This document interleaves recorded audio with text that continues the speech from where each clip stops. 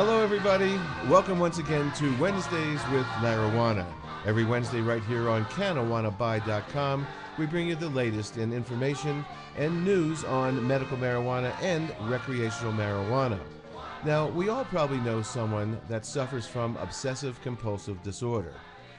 According to a new study out of Brazil, CBD, one of the components in cannabis, can help this situation and people with this affliction. Cannabidiol, CBD, is one of the major compounds found in marijuana, but lacks the high caused by THC. Previous studies suggest that it can be used to combat anxiety and other obsessive compulsive behaviors. While research has mostly involved simple animal models, a team led by Dr. Francisco Guimarães of the University of São Paulo's School of Medicine decided to test cannabidiol in rats that were given MCPP, a drug that blocks the effects of traditional OCD treatments. Interestingly, even at low doses, CBD was able to reverse the obsessive compulsive behavior caused by MCPP. Published in the Journal of Fundamental Clinical Pharmacology, the authors conclude that the study adds support to a possible anti-compulsive effect of CBD. Serotonin levels were traditionally thought to play a dominant role in OCD.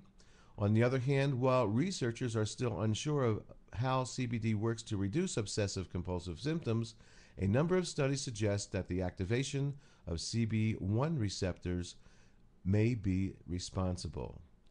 And it's not just CBD and marijuana that seems to help.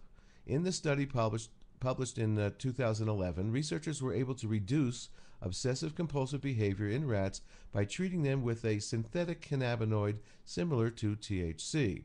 Although human studies still need to be done, scientists believe that cannabinoids could be used to manage OCD in the future. According to some other studies that I've read, a combination of THC together with CBD in a 1-to-1 ratio seems to be most effective. Now, since we're talking about medical situations, here are 10 reasons why doctors support medical marijuana, and this is from LeafScience.com. Number 1, marijuana has been used as medicine for more than 3,000 years. The use of medical marijuana has been traced to ancient civilizations in China, India, and Egypt.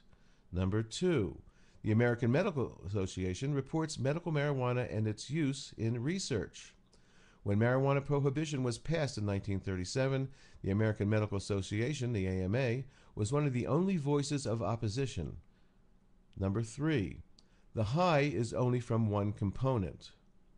Cannabis contains more than 400 chemical compounds, of which more than 60 have been identified as cannabinoids. Cannabinoids are the medically active ingredients in cannabis, including the one that gets you high, THC. Number 4, our body contains a natural cannabinoid system that regulates health and illness. It wasn't until the mid-1990s that scientists discovered why marijuana works so well and for so many different illnesses. Number 5, smoking or vaporizing marijuana is better for pain relief. Although some believe that there are better methods of smoking or vaporizing, Dr. Odd argues that it could be ideal for those in pain. And of course, the reason for that is that when you smoke or vaporize, the effect takes very short time for you to feel it. Number 6, marijuana can be superior to narcotic painkillers for neuropathy or nerve pain. While opioid painkillers are incredibly potent and can work wonders for certain types of pain, they are much less effective in cases of nerve pain. Number 7, combined with marijuana, when combined with marijuana, it can decrease the amount of narcotics needed for pain relief. So they're talking about combining marijuana with your opioids. Studies suggest that marijuana can reduce the need for prescription painkillers. Number 8, the main side effect of marijuana is euphoria or extreme feelings of well-being. One of the most common reasons for doctors to dismiss medical marijuana is the unwanted side effect of getting high. Yet, those who have never experienced a marijuana high can easily forget what the high actually does. Feelings of euphoria, while unwanted for some, can provide comfort in patients with debilitating or chronic illnesses. Number 9, unlike many addictive narcotic painkillers, marijuana has the same addictive potential as caffeine. And number 10, marijuana is being studied as a treatment for tumors and various forms of cancer. Okay, we have one more list for you today. This is from Salon Magazine, and this is the seven ways booze, alcohol, is more dangerous than pot. Number 1, many people die from alcohol use. Nobody dies from marijuana use. Number 2, people die from alcohol overdoses. There has never been a fatal marijuana overdose.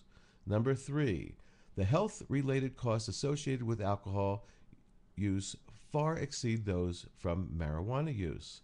Number 4, alcohol use damages the brain. Marijuana use does not. As a matter of fact, marijuana can actually improve your brain function and rebuild brain cells. Number 5, alcohol use is linked to cancer. Marijuana use is not. Well, as a matter of fact, marijuana might well cure many people's cancers. Number 6, alcohol is more addictive than marijuana. And of course, we all know that, and the President of the United States has says that alcohol is probably worse for you than marijuana. And number 7, alcohol use increases the risk of injury to the consumer. Marijuana does not. So there's a lot of reasons for you to try marijuana. If you haven't already, you should feel safe if you travel to Colorado to join the new revolution and freedom of using cannabis recreationally and medically. So we'll be back again next week with Wednesdays with Larawana right here on CanaWannaBuy.com. Feel well, everybody. Peace and love. Peace and love.